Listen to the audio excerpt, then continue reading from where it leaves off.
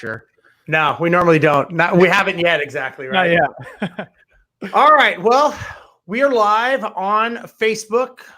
We are live on YouTube and maybe live on some other channels. I don't know.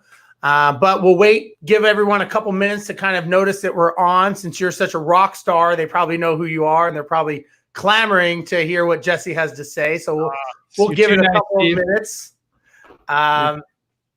And we'll let everyone kind of settle in and leave some comments and make some thumbs up and make some some emojis, maybe not the emojis I normally get, but the other ones.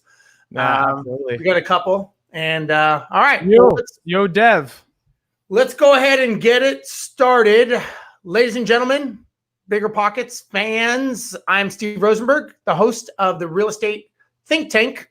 And today I've got a great guest who's going to be on, and we're going to be able to dig in. We're going to get some good, serious conversations. And I want you to make sure that you ask us as many questions as you can. Hopefully they're for Jesse, because if I can't answer them, I'm just going to stay quiet and I'll let Jesse make the comments and I can still look like I'm the smart host. If you're watching, I would like to ask you, let us know where you guys are watching us from. We're getting people from all over the world.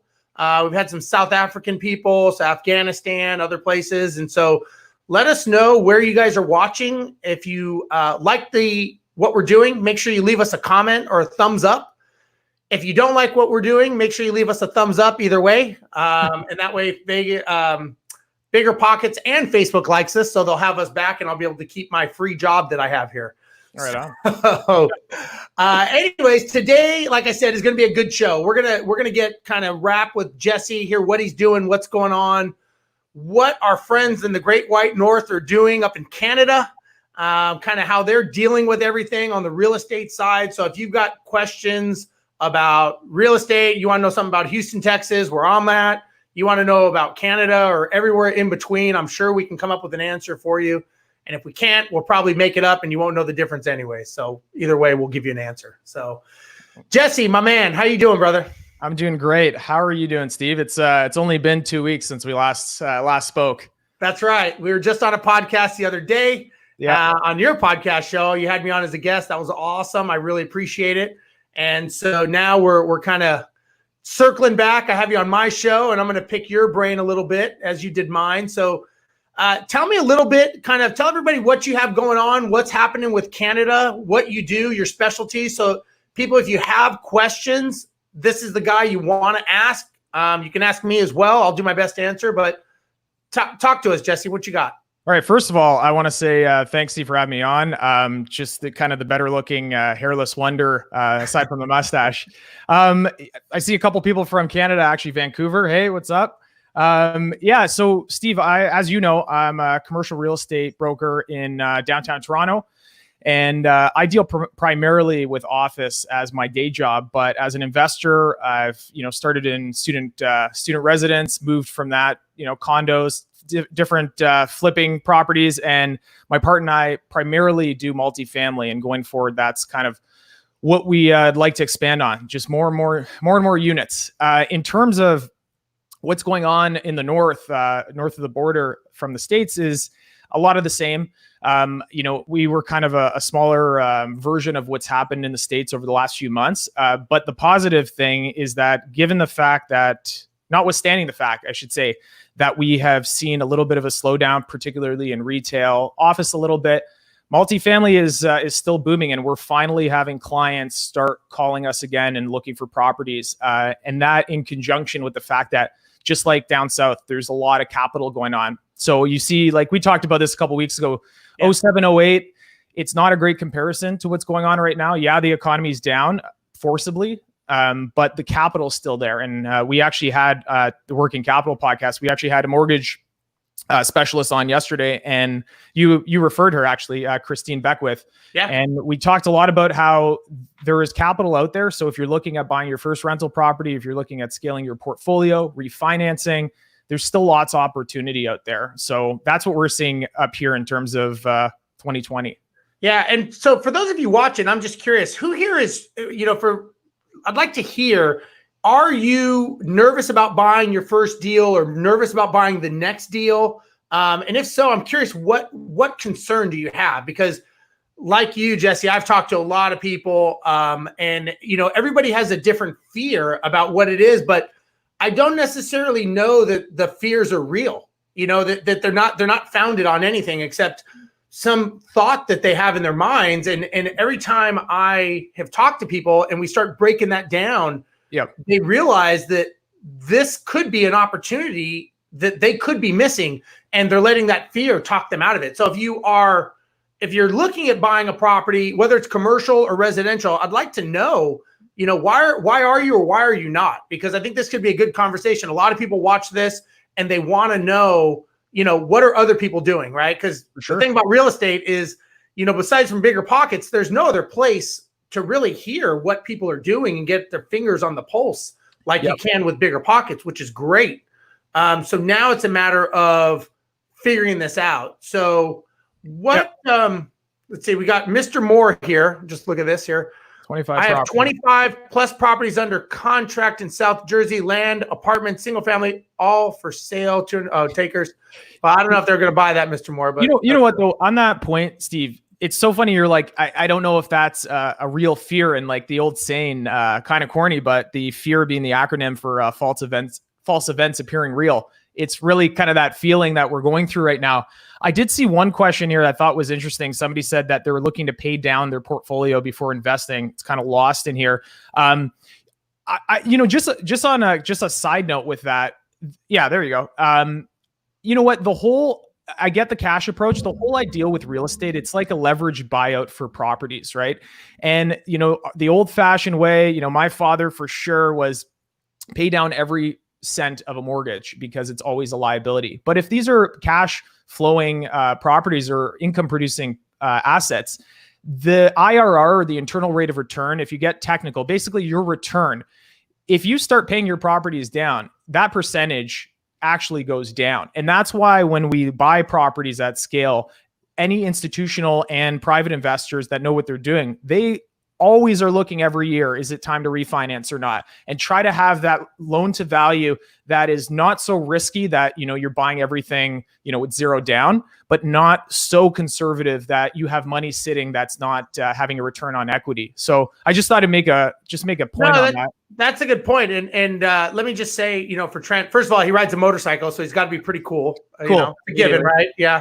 But the other thing I'm going to say is that, a lot of times we put these barriers up in front of us to give us a reason not to move forward. It's like, well, I got to pay this off first, and I've got to do this first. And when you really start asking questions, there's another reason behind why they're not doing it. Maybe it could be found, it could be unfounded, but you really got to ask yourself, is there a financial reason for you not to move forward? And I don't know what Trent's doing and why he's doing it, but my thing is like, sometimes we tell ourselves a story and that story becomes our reality. Yeah. And that's, we draw a line in the sand and be like, that's why I'm doing it. But there's really no reason why you wouldn't. I mean, is there something wrong with owing debt to someone if someone else is paying it down? There's good debt, bad debt. We all know this story, right? Mm-hmm. Is it a bad thing? I don't think so. So, Trent, don't sell your motorcycle, first of all. Second of all, I would say, just think about why are you telling yourself this?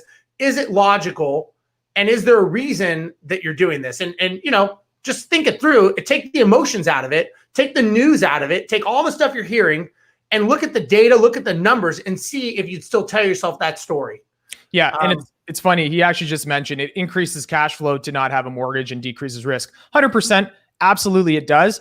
And I guess just the counterpoint would be, you can have that one property that's cash flowing 10,000 or have 5 of them that are cash flowing 10,000.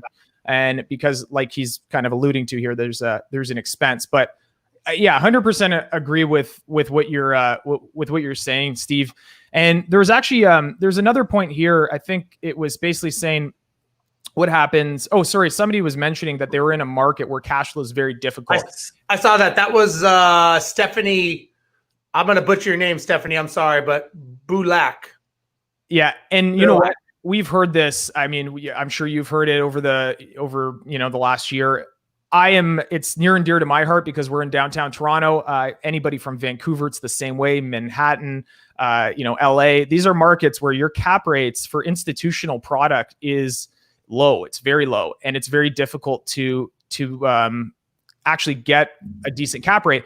And the knee-jerk reaction to that, at least I've seen in novice investors, is what they start doing is they start just doing the prayer hands for equity appreciation. Yeah. And really, it's not the way to go. So the whole idea, and sometimes it's the answer that people don't want to hear, is if you happen to be in one of those markets, you have to look outside your market. If you're in Manhattan, you're starting out, you're 25 years old, you got $50,000 to invest. You can't invest in Manhattan unless you're going in with multiple partners. So I think you just you have to look at other markets. And that's what's beautiful about the States, is that it is the States, right? You can find product. Maybe it's not your state, but you have a bunch to choose from. So yeah, let me go on a bit of a tangent. And since we have the microphones, we can do it. They can't stop us. So we're just going to talk. But let me just say, Stephanie, that, one thing that I would ask yourself is, what is the end goal you want to have as a result of buying real estate?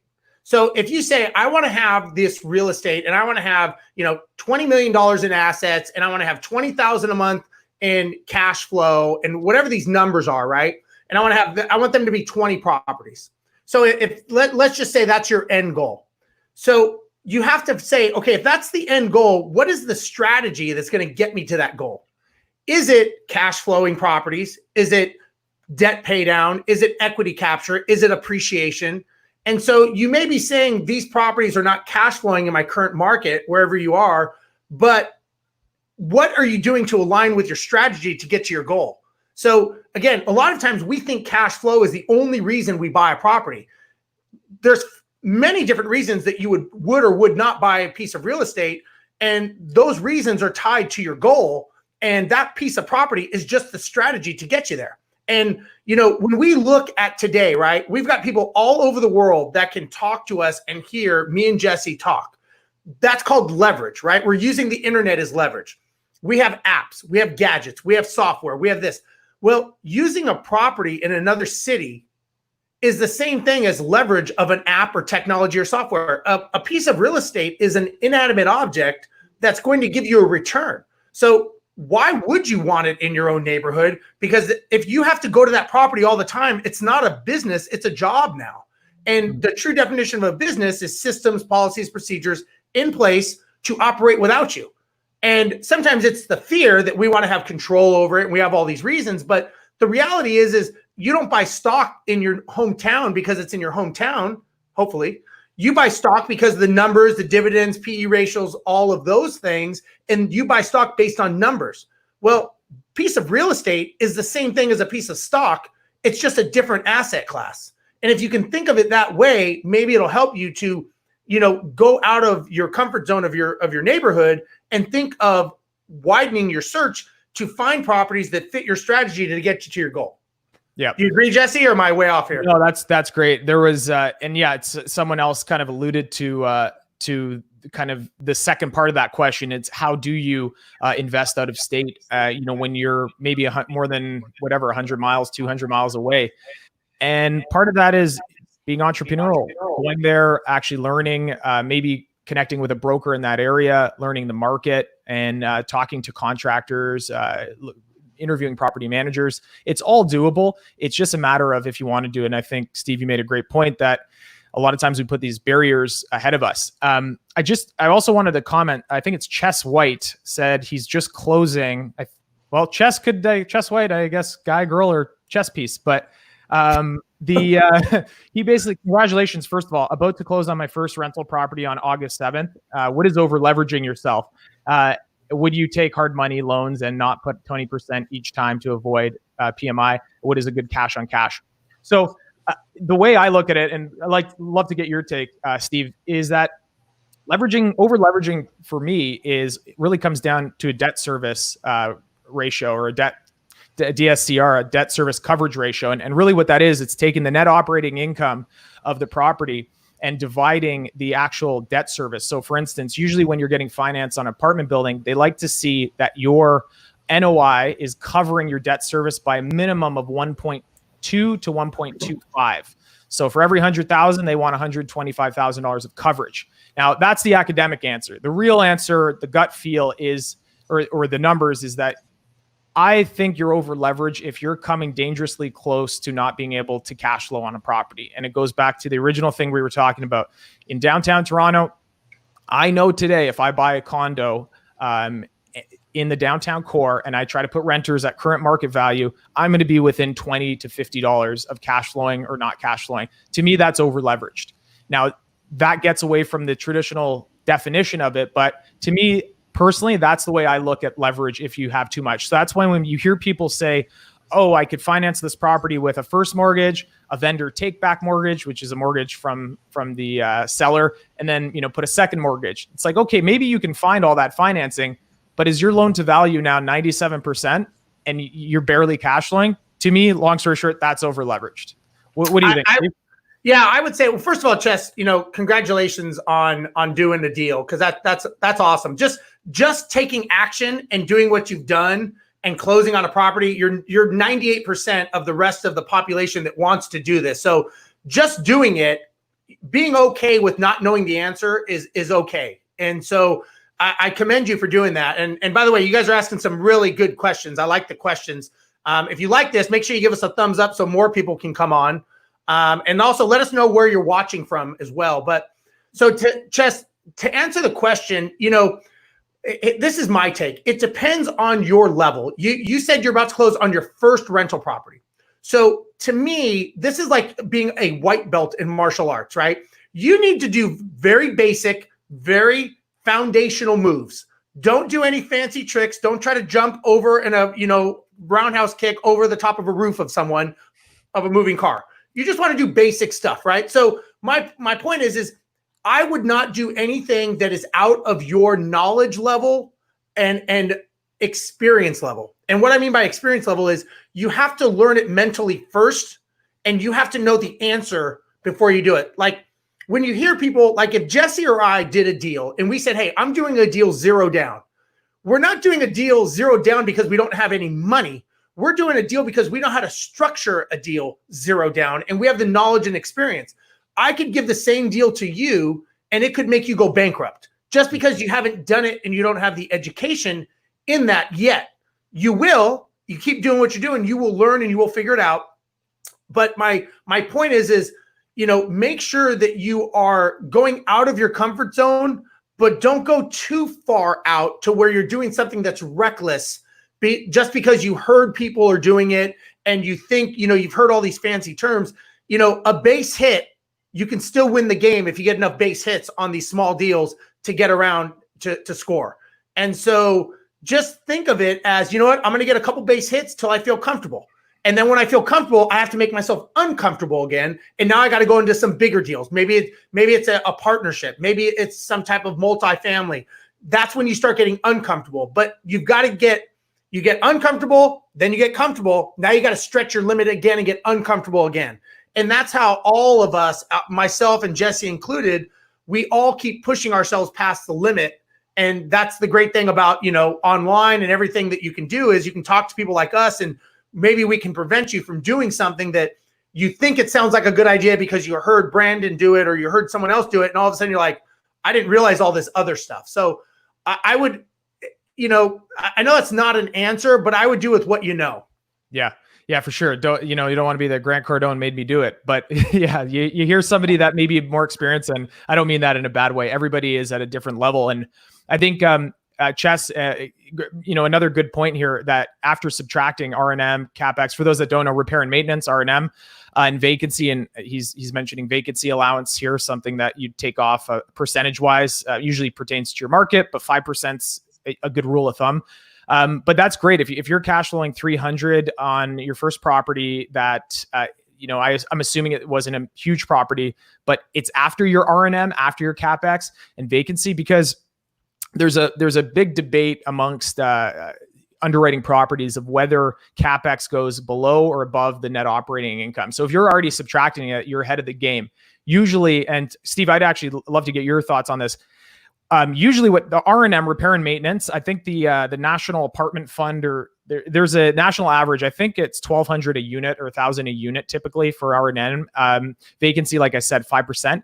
CapEx, this goes into the CapEx reserves. So each month, kind of squirreling away a little bit of capital, because you're going to eventually have to do a roof. You're eventually going to have to do a boiler. And those aren't things that you obviously do every year. So you kind of, there is the conventional wisdom that says you put the CapEx reserve above the NOI. Now, as a broker, really, if a broker is giving you a piece of paper, or a seller is, or a buyer, and it's going to affect the cap rate, you're going to get a different story from everybody about where to put it. But I like where you're coming from, that you're subtracting it, because we're investors at the end of the day, and these are real dollars, especially if it's CapEx reserves. You're going to have to do that type of outlay. So that's great. And I think we got I think you're right, Steve. We got a couple from Africa here. That's crazy. Yeah, Garrett comes in a lot. And so Garrett is asking, do you make use of rental income insurance services? How do you guarantee rental income with tenants losing their jobs? Now, rental income insurance, I know it exists. I've never used it personally. Have you ever used it? Do you guys use it up in Canada? Same thing, same answer. It exists. I've never used it. It's a good question though, given kind of the time we're in right now, the states we're at. There are companies. I know a couple companies. I know a friend of mine that's out in Australia, and he's with a company that will insure, as well as, and they're bringing this to the U.S. My friend's kind of the point guy in the U.S. for this company, and they will do something where they will actually insure and against vacancy loss. I don't know the specifics, and I don't know how they do it. I know a lot of companies are saying basically force majeure doesn't count. Basically, like what's going on right now, not relevant. So that's an insurance claim policy that's kicking in, saying, yeah, this is an unprecedented time, so we're just not going to cover it. And yeah, that whole idea with force majeure is at least for us, the commercial contracts, this would specifically be with office. So each state will have its own laws, from red to blue in terms of how much they're going to be in favor of landlord and tenant. But I can tell you on the force majeure, in any of the commercial contracts we have, the force majeure clause usually explicitly states it is save for default in rent. So it applies to everything except your payment of rent. So basically pandemic, terrorist act, everything under the sun, but it does not preclude you from paying the rent. So I'm not 100% sure on that. In other countries, and I think, Garrett, I think you're from South Africa, if I recall. I think other countries, handle tenant rights and leasing. Like I know in Australia specifically that they have a thing called TICA, which is a tenant database. And if you do not check the tenant against TICA, then what happens is you don't basically get insured if something happens to that property. So it's kind of like a blacklist for tenants. The problem is here they tried doing something like that here, and there was a bunch of discrimination lawsuits. I can imagine. Over there, it's like if you get evicted, you're kind of screwed, because everybody almost has to use this system there, and because if not, they don't get insurance on the property when a resident's in there. Sure. It's actually a smart thing. So JM has a comment. I wanted to touch on this. Sure. How would you find investors or partners during the pandemic? So I'll give my opinion of this, and Jesse, you can go. So Jay, good question, by the way, because it's definitely relevant now, because you may be thinking, okay, how am I going to buy a deal? Maybe sometimes there's, I don't lose as much if I only lose 50%. It's better than 100%. There's kind of both of us losing. So there's kind of like, safety and security in numbers. But let me just say that you should never, ever do anything, especially a partnership decision, unless it goes through the proper channels of screening and making sure that, number one, they're bringing something to the table opposite of what you're bringing to the table, and what are the expectations of the partnership. I don't care if it's pandemic. I don't care if it's, World War III. It doesn't matter to me. I want to make sure that is this partner, what are they bringing to the table, and how are they going to help me get to where I want to go? And more importantly, how am I going to help them get to where they want to go? So what is their destination? What is my destination? If you think you're going to Disneyland and he thinks he's going to Magic Mountain, all of a sudden you're going to get to a fork in the road on the freeway, and it's going to be like, wait a second, I didn't know that we were doing this. And that's where conflict happens. And in partnerships, what I've seen is a lot of people in the beginning, everyone's getting along. It's like you're dating, right? Everyone's hot and sexy and everyone's getting along and having a good time. And then all of a sudden it's not fun anymore. And 5 years later, they're going, you know what? I really don't like you. I don't like you. So you know what? Let's part ways. And that's where it gets sticky, because now you have to divide up assets, and it was never discussed. It's not in the operating agreement, and nobody ever talks about the divorce in a partnership. And that, I think, is a huge mistake. And I've had many people that say, well, we're best friends. We've known each other since high school. I'm like, that is exactly why you need to have the divorce in there, because it should be all business. If they get pissed off now in good times, how do you think it's going to happen when you have a cash call for $20,000 and then you got to have this conversation about how you're going to split up the assets? And it's an emotionally charged conversation, and it never, ever will go well when you mix emotions and business. What's your take, Jesse? Yeah, I couldn't agree more with that. I think just to add on, agree with all those points. I think, it took me a longer time to realize time horizon is something to think about as well. As much as you might jive with somebody that's, say, 20, 25 years your senior, if their retirement is coming, 5-10 years from now, and they want something conservative and you're looking for a little bit more risk in terms of the type of assets, or you guys find yourself, or gals, that you have the same skill set.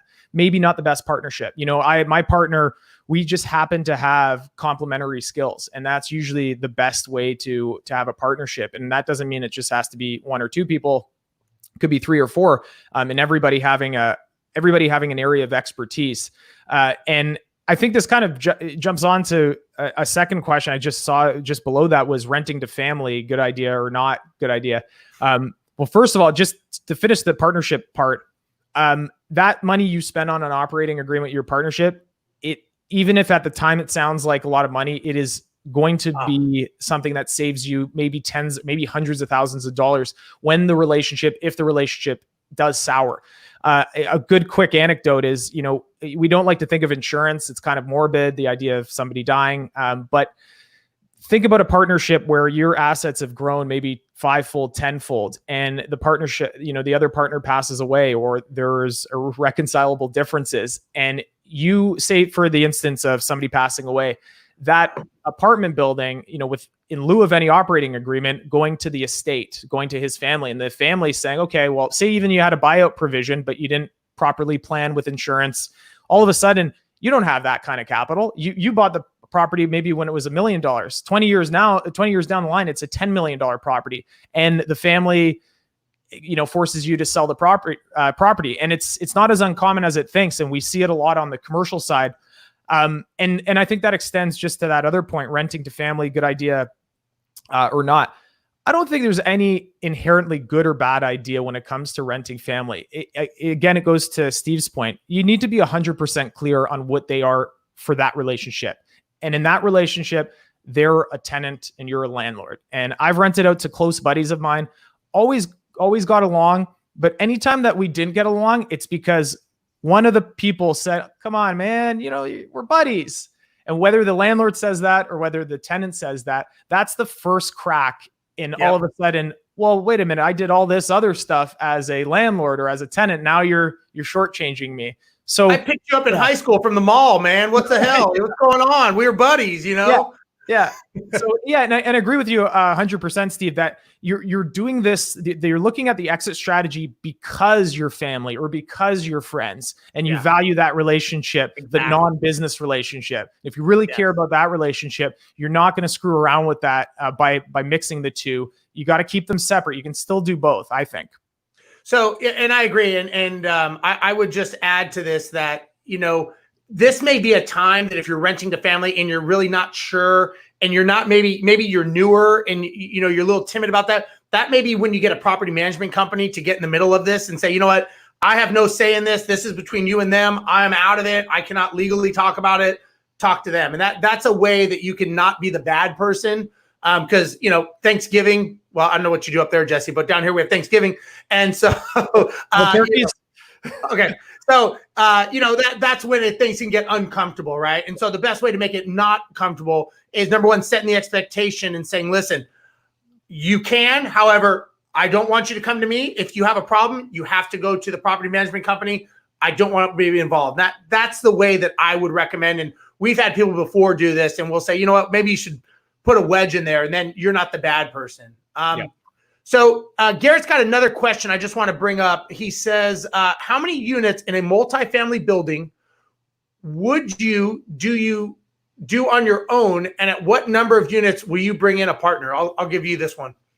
Yeah. So first of all, I would get out of the nomenclature or the units wording, because a perfect example, you can go to Maryland and pick up, a unit for, whatever it is out there right now, 60, 70,000 per unit. We just sold a property in Toronto for 380,000 a unit. So 380 a unit? 380,000 a unit. So that's like one of the posh areas in downtown Toronto. So American, that's still probably like 300, 200. Is that like $5? It's yeah. What is that in greenbacks? No, 200. I think it's probably like 250 to 270 a unit. So the reason I say that is because our industry is the apartment side, just in my day job, is the slowest one to. We're trying to get to a per square foot metric like office and industrial, but I think the implicit in this question, though, is at what point do you go to raise outside funds? And my easy, simple answer is when you run out of money. I agree with you. I don't think there's a set number. It's, number one, it could be your comfort zone, could be your skill level. You're definitely, I'm a big believer in using leverage of other people and other teams. And so I would much rather have a smaller piece of a much bigger pie than trying to do it all on my own and figuring it out. And, the great thing about real estate is you can do whatever you want with no rules. Yep. The bad thing about real estate is you can do whatever you want and there's no rules. So you got to be careful what you ask for. You want to take on this project and you've never done it. Again, when you bring on a partner, you've got to bring equal value or opposite equal value, I'll say. So I don't think, like you said, I don't think it's a unit number. I think it's more of a comfort level of what you can do in your skill set. And will you get to your goal faster by having a team and multiple partners helping you? Yep. Normally the answer is yes, but that takes a whole other delicate dance, if you will, to make that happen. Yeah. I see one here I think it's Garrett again. Any resources, books that you cannot live without. Did he freeze? I think he froze. Well, maybe it's the Canadian internet. Maybe they didn't pay their bill up there. All right, I'll answer this one. Any resources or books that you cannot live without? I would say there's a lot of stuff out there. You there, Jesse? Yeah, sorry about that. Can you hear me okay? Canadian internet shutting down on you, man. You got a lockdown going on? Yeah, sorry. What I was going to say is we had Frank Gallinelli, who's used to be a professor of real estate finance at Columbia, I believe. And his book was What Every Investor Needs to Know About Cash Flow. Very straight to the point book about the equations or the metrics that you need to know when it comes to actually income producing properties. That would be my book, Steve. Yeah. That's a tough question, Garrett, because I'm a big believer in I consume a lot of stuff. I consume a lot of audiobooks. BiggerPockets. I mean, if you go to the BiggerPockets, and maybe Nikki can throw it up on the screen, the BiggerPockets website with the library resources. I mean, these guys, Brandon, David, Matt, Jay Scott, all these guys write some amazing books and content that's relevant right now today.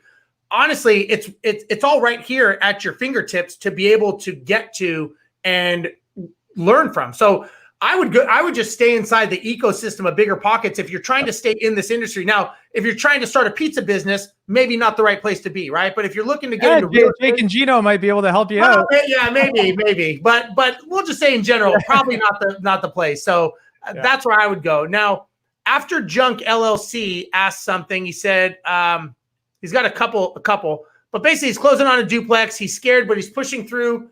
Do you think 10% after all expenses such as CapEx and repairs is a good cash on cash return for my first property that just needs minor cosmetic repairs? So my answer after Junk, interesting name. My answer is I would, it depends on your goal, right? Yeah. You may be looking at a property that maybe it's going to be appreciating very high in value, and maybe it's a negative geared property, meaning negative geared is you're not going to make any cash flow on it or minimum, but it's in like Toronto or something where like Jesse, and it's just going up exponentially in value. And buying that kind of property is getting you to your goal faster.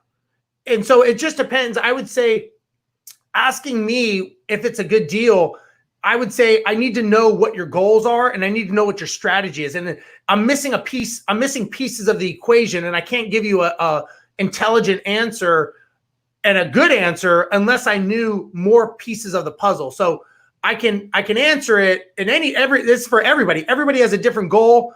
You know, everybody has a different strategy. So to ask me what is a good deal or bad deal, I would say it depends on, you know, don't ask me that opinion. You figure it out, and then you take my advice based on what your goals and your strategy are, and you compare it.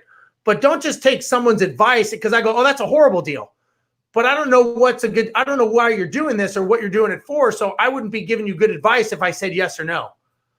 Jesse? Yeah, you know, the challenge with this question is that CapEx piece. So, you know, let's just be clear on cash on cash return. You know, your investable capital, say it's $100,000, and after expenses, you got $10,000 out of that property, right? You have to look at it as that ratio.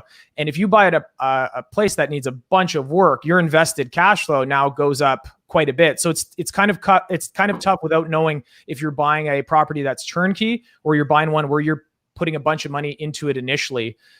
So yeah, it's, you know, it's same answer, Steve. It's just it's tough to use it with anything general. I will say anybody that. Man, he's freezing on me. Maybe he's got something. Maybe he's got a game playing in the background.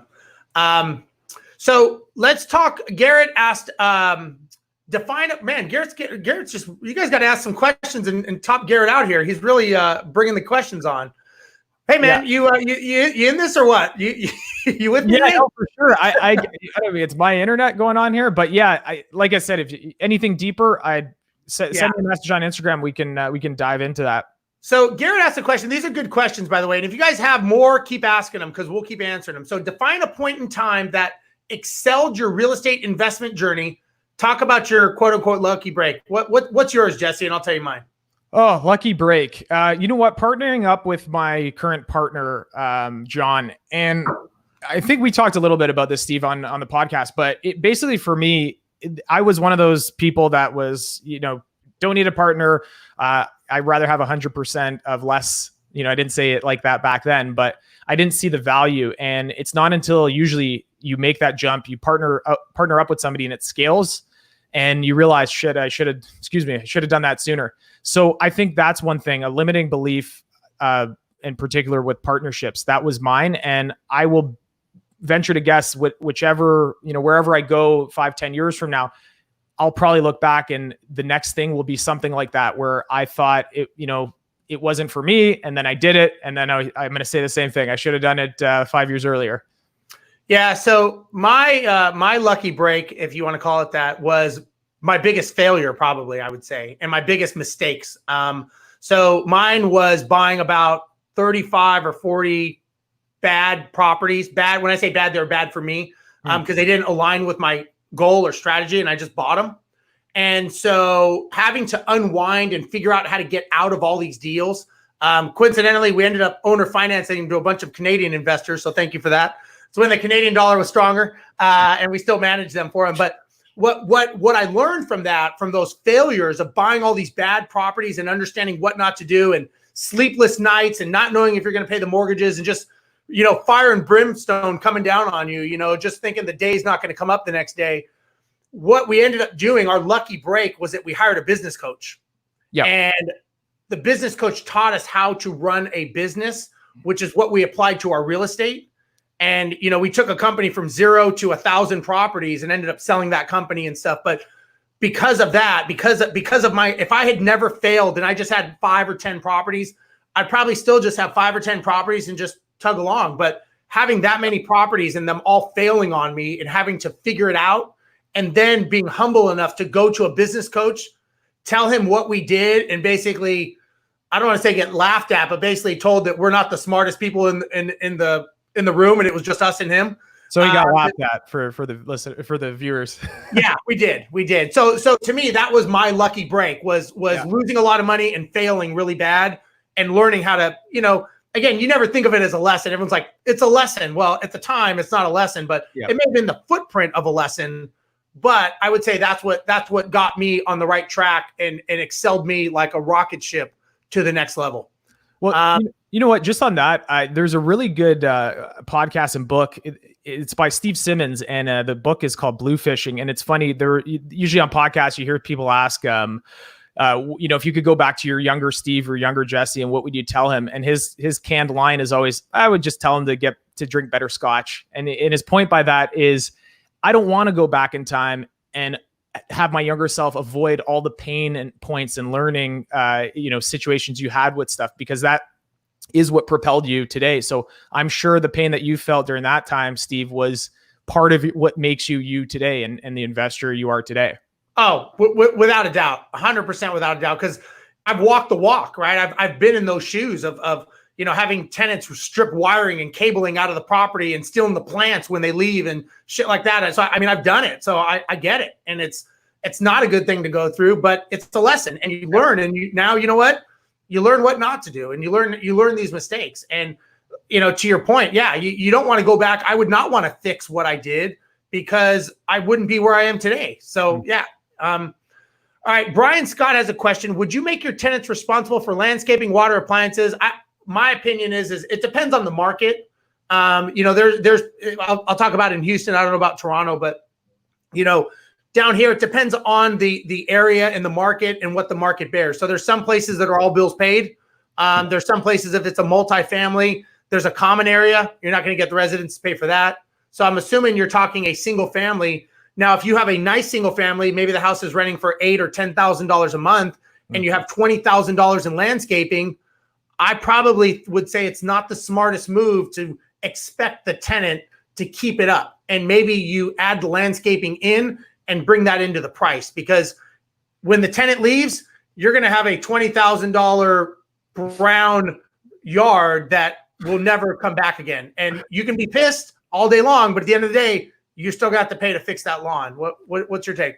Yeah, it's so funny that question just came up. My sister owns one rental property. She went to go take a look at it because the tenant moved out for the first time in 2 years. And she's like, the grass was this high. And I told her, I said, that's what happens. To answer the question, I agree with you. One thing on multifamily, though, what we do see a lot is working out a deal with an entrepreneurial tenant that will not be a property manager, but will be kind of, an odds and ends type of person that maybe you give them their suite for free and they do a minimum amount of work. But yeah, I agree. If it's single family, it really depends on the market. It depends on the area, because there are areas where it's a pride of ownership taking care of your place. Even though you're renting it, there are certain areas and certain people that want to look after and that do look after their properties. Student residents, different story, right? I'm not going to rely on 20-year-old Jesse to go mow the lawn. But yeah, that's my 2 cents.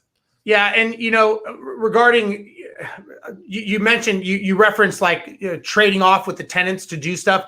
I am not a big fan of that at all. I know I've done this before where I've actually did those deals where the tenant said they paint the wall. Well, the tenant wasn't a very tall person. So they basically, as far as they could reach is where they painted. To them, they're like, I painted. I'm like, you missed 2 feet. And they're like, well, I'm not that tall. I'm like, and so, and what happens is it becomes a slippery slope where what happens is now they're like, oh, I did this and I did that and I did that. And here's receipts, and the house looks exactly the same. And now you're in a he said, she said, and now you've just changed over from a business to a partnership and a bartering business.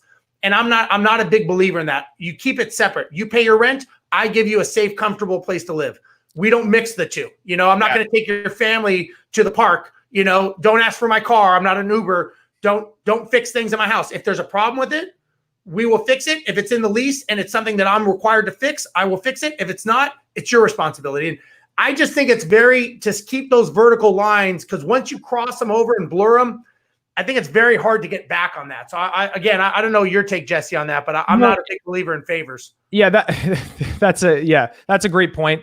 it just goes to the reality of everybody's experience doing these things. You'll have one person that something worked for in an amazing way, and other times it didn't. And that probably goes back to the questioner that we had before, where congrats for buying the place, because so many people, I could give you a million reasons why not to do something, why not to do a property. That's the easy one. To actually go out and do it is really impressive to me, for anybody. And I will always congratulate somebody on that, because what they just did is they said, I'll figure it out. And I think that's not how everything in life should be approached, but I'm a big believer in real estate. You get going, then you get good. That's just me. No, I agree. And it's funny, whenever, when you're a little kid, you're told you can do whatever you want. You can be an astronaut, you can be a pro sports, you can do whatever you can be whatever you want to be, right? Yeah. And all of a sudden, at some point when you become an adult and you go, hey, I'm going to be a real estate investor, and they go, that's stupid. Why are you going to do that? You'll lose everything you own. And you're like, I thought I could be whoever I wanted to be. It's like, well, I didn't mean it like that. We weren't really being honest. Like you're not even talented. You're not even smart. Like you can't do that. So at what point do we shift? And I think a lot of that shift comes from other people not wanting to see other people succeed past their limitations. And what they're really saying is they don't know how to do it, so they don't want to see you do it. And it's unfortunate, but it's a reality. And that kind of goes into being very careful with who you hang around with, who you tell what you're going to do, who you ask advice from. It's like asking advice from someone who's never done real estate, and they're saying all the horrible things. I remember this was me when I was looking to buy real estate and get into it. All these people were telling me, oh, you don't want to do it because, it's just the toilets and this and that, blah, blah. And I'm like, so you own real estate? Like, how much you own? Oh, no, I don't own any. I'm like, so how do you know this is true? Oh, I know. Yeah. Like, really?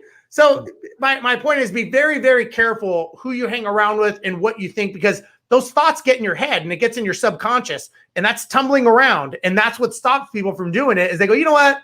I'm just going to get a job and I'm just going to get my 401k and I'll be good. And that's what stops a lot of people just from breaking through that barrier. And it's very, very hard to do it, because you don't have people to always tell you what the reality is. And that's the sad thing. Yeah, for sure. I just wanted to just address one of the questions here. I think it's Steph B here. Jesse, in a hot market like Toronto. Oh, I thought she was calling me a hot market. Never mind. No. In a hot market question like Toronto, do you ever find deals on MLS or all off market? Short answer is it's challenging to find deals on MLS. We use for the commercial side, we use Altus, Insight, and CoStar, where you can find a little bit more. But listen, like at the end of the day, the broker is trying to get listings of apartment buildings. It's the same protocol as an investor. You pick up the phone, you call the owner. You can go to different county databases, state databases, and you could just look up who the ownership is and contact them. And like I said before, apartments is kind of still 20 years behind office, industrial, and retail. That you snail mail. 99% of the time, or I should say, works. Yeah, 80% of the time, you're going to catch somebody and they'll call you back. And as a broker, oftentimes that conversation, the way it goes is we're trying to sell the property for them. But the second question is always, okay, you don't want to sell. Are you buying? What are you looking for? What are you seeing? And it's the same thing as an investor. Call off market. There's no reason that any person can't pick up the phone if they pass an apartment building that looks like it would be a good purchase, and start building your own database of off-market deals. I think that's the way you got to start learning, because you'll eventually, if you stay in this business, you'll eventually need to do that anyway. So that would be my view on that. Yeah, and to me, I mean, there's always deals, right? I think the biggest challenge is what I have learned is people don't know what a good deal is because they haven't defined what a good deal is. And there's good deals everywhere. I mean, you probably pass good deals all the time, but you're looking at everything as opposed to being very, very focused. It's like if you go hunting, you have a certain weapon, you have a certain bullet, you have a certain time of year, you're looking for a certain animal, probably a certain time of day. So there's very, very specific. If you just take a rock and go walking into a field thinking you're going hunting, you're probably not going to catch anything or kill anything. Yeah. So it's the same thing as when you're looking for a good deal, you'd have to tell me define exactly what a good deal is to you. And are you really watching those numbers? So let's say you're in Toronto people have problems in Toronto, right? Toronto's not this rainbow magic city that, they ride a rainbow over to work on a unicorn every day, right? The shit happens in every city, right? People get divorced, they get downsized, they die, the 3Ds, right? So you have to ask yourself, if these things happen to people, aren't they motivated? You're going to find someone who's motivated, right? If they're motivated and you're watching the property. So let's say average property is 500,000, 500, 500, 480, 495, 500, 290. Oh, what's going on here? 290. Let me check on that. Speed is the key here. Velocity is the key. So I think that there's good deals everywhere. The biggest challenge I have is if I ask someone, what is a good deal? Define it exactly. They can't define it. I'm like, well, how do you know it's a good deal then? How do you know what a good deal is? If you don't know, how am I supposed to know? And that's what I find a big challenge. And that's why good investors have eventually get to the point where they have a investing philosophy and a strategy, and it's not expected that you start investing and all of a sudden, exactly what type of product you buy. But once you hone in on that, then it becomes easy. Steve, you start doing this for 4 or 5 years, 10 years, you can look at a property and go, based on the price, I think this is what needs to happen here. And it might be within your wheelhouse and act on, but make calls, get out there. What the worst thing that's going to happen is they say, I'm not selling you my property. That's no. That's the worst. Yeah. You don't go into low offer jail, right? There's no jail that says, hey, you go to jail for 20 days for asking way too little. Like they're going to say no. People get so nervous. Like, I don't want to do that. I'm going to upset them. How do you know? A lot of people assume that everybody puts the same value on money as you do. Yeah. When you have a problem, like I had problem properties, several of my properties, I went to closing with money because I did not want this problem anymore. Because what you don't factor in when you're a motivated seller is the mental stress of dealing with this on your mind day after day, and how you can take that mental drama and turn it into positive energy by just not having it in your life. And so when I know one deal, we went to closing, we brought about, I think it was about $8,000 or $10,000 on a $50,000 house. So do the math, right? And we were the happiest people at closing because it was no longer our problem. Yeah. The person that was buying it was happy because they were getting a great deal. We were happy because it wasn't our problem. So don't assume that there aren't good deals, and don't assume there aren't motivated sellers, and definitely don't assume that a lowball offer won't be accepted because you have no idea what's going on in their head or their personal situation.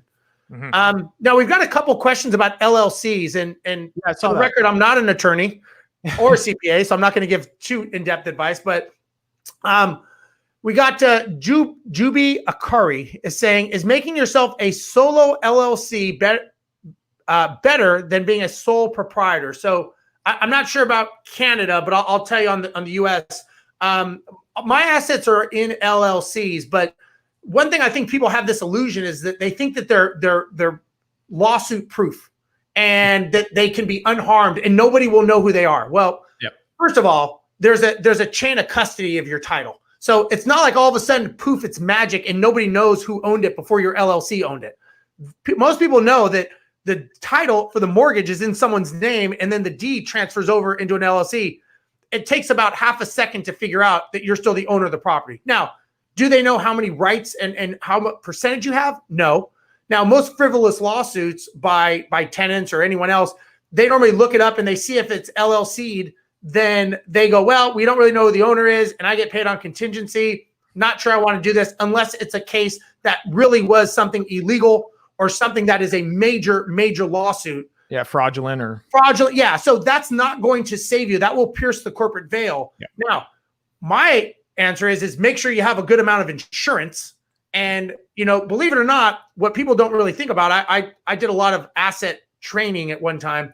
And what I was taught is the best thing against being sued is having liens on your property. So if your property's liened up and you have a mortgage of $500,000 and the house is worth $500,000, most attorneys are going to go, there's really nothing here. There's nothing we can get from this. We can put a lien on it, but we'll be second, third position.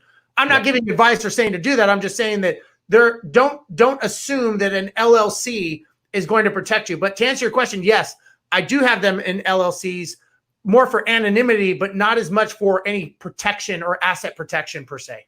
Yeah. So my view on this is, and I think the next one too, somebody said, partnerships. So the way I look at it is when you're doing an LLC for limited liability, what you're doing is you're trying to silo your properties so that in the event that there was a lawsuit that, like Steve said, insofar as there isn't fraud or there isn't an outright crime that's happening, that they can't go from you personally. If you do own a property personally, they can, if they have your name on that, they can sue you personally. And that's why when we see on the commercial side, when companies do indemnifications to their leases, so say Google is doing a $10 million lease, they indemnify that lease with the corporation. Now, if it was a startup company, we would oftentimes ask for personal guarantees.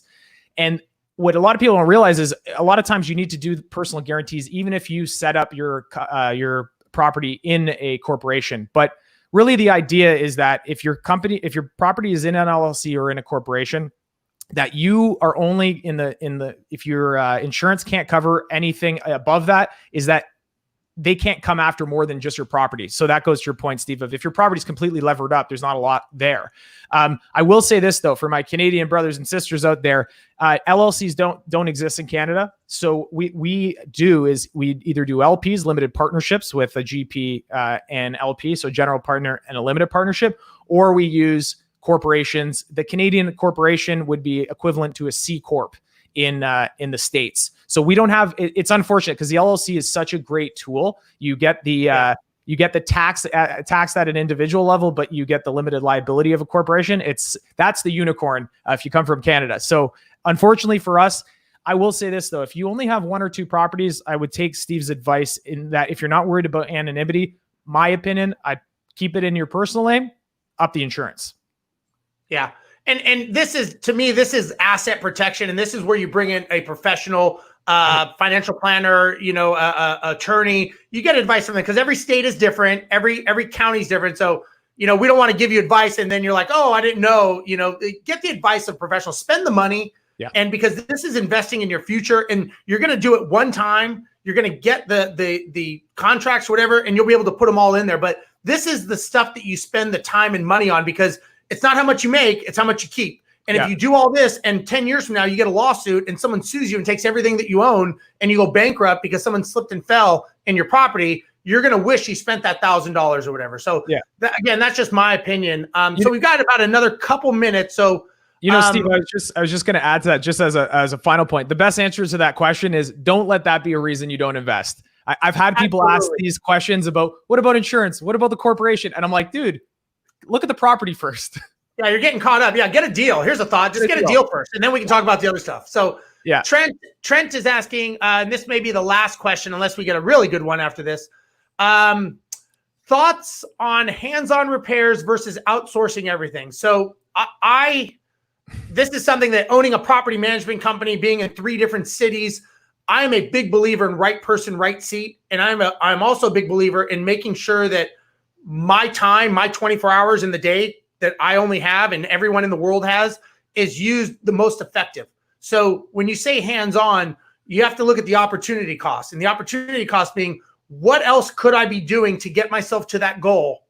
Number one. Number two, am I really qualified to do this? I see people doing electrical work and working on electrical boxes. I'm like, have you ever done this before? They're like, no, I YouTubed it. I'm like, I don't think you should be doing that. Like, this is something you need to be licensed for. And they just think they're saving money. But the reality is number one, you're not putting a value on your time. You're not even qualified to do the job. You're probably going to have to go back and fix it, or you may piss off the tenant because you may blow the box. Some people try to cut corners in the wrong places. And you have to ask yourself, think big level. You're the CEO of your business. Owning a rental property, whether it's 1 or it's 50, is a business. And you have to ask yourself, would the CEO of the business do these things? Now, like Jesse said earlier, you're going to wear a lot of hats. You're going to do a lot of things on your own. There's a lot of things you're going to have to do. But don't cut corners where there's things that you have to be licensed and you got to be bonded and you got to be insured, and it could affect the safety and habitability of your property. Now, if you like doing these things and that's what you kind of get off doing, hey, rock on, do your deal. But you really got to ask yourself, is this why you're getting into this business? Are you doing this to have a second and third job? Or are you doing this to get passive income and create wealth? And you have to do that from that mindset from the beginning, because you're not going to one day flip a switch and be like, okay, now I'm hands off. Because what you're doing is you're training your brain the neural pathways in your brain. You're training yourself to do this and to be an employee. And because you think you're saving money, but you're really not, because you're not valuing the time that you have to do nothing, to be with your family, to work in your career, to buy more properties. Put value on that and think of the opportunity cost that it's costing you. Yeah. Jesse, you have the last word, brother. Yeah, I'll say the best visual I like to think of is you think about President Trump or Obama or George Bush, whoever you want, in front of the White House cutting the lawn. That is, they got bigger fish to fry, and really that's not the best use of their time. I will say this though, as an aside, I started investing when I was 19, and if I have a kid, I will tell him or her to buy a property. I did learn a lot of, little things, how to do flooring, how to, certain things as with any property owner. So sometimes it's out of necessity that you need to do these things, but I will say that 100% you need to look at it as the value of your time, and 100% if it is something that you need a license for, electrical, plumbing, just you save yourself the time and aggravation and get a professional. And it's funny is, so, a lot of people know my story. My son, he bought his first rental property at 14 years old. Oh yeah, we talked about it. Yeah. And so, but what's interesting is, we went in partners on it, and that's a whole other conversation, but he's seen the property one time, and he's seen it once. We hand it over to the management company. He gets the cash flow. We get the numbers. Because I don't want him to become an employee. I want him to look at it as a business owner, and he's got to run the numbers and crunch the numbers and all that stuff to look at it from that perspective. But I 100% agree with you on that thought. I just don't want to get into that mindset. I'm trying to teach him something different than being the employee. Not that there's anything wrong with that. I'm just trying to teach him something different. So that's why we're doing real estate, right? We don't want to be the employee. That's right, man. That's right. Well, I guess we are at the end of the time. I actually got to go do some filming somewhere else. So BiggerPockets, thank you so much for having us on. If you like this, please give us a thumbs up. Let us know, love us, give us some love. Let us know what you thought about it. Yeah, Jesse, man, as always, brother, I appreciate you coming on. I know everybody knows where to find you at Jesse. For how do you say it? Fragale. Fragale, yeah. I see you got the @ symbol. I didn't get anything on mine. I noticed. Nobody even knows how to follow me. So I guess that's just how it is. Yeah. That's how it is. Yeah. Anyways, if you do want to follow me, it's Rozenberg Steve on Instagram or on Facebook or whatever. But we are here every Thursday, same time, same place. Everybody, thank you so much for watching today. Appreciate you being on. Appreciate your comments. Love them all. Ask us more, and we'll talk to you guys later.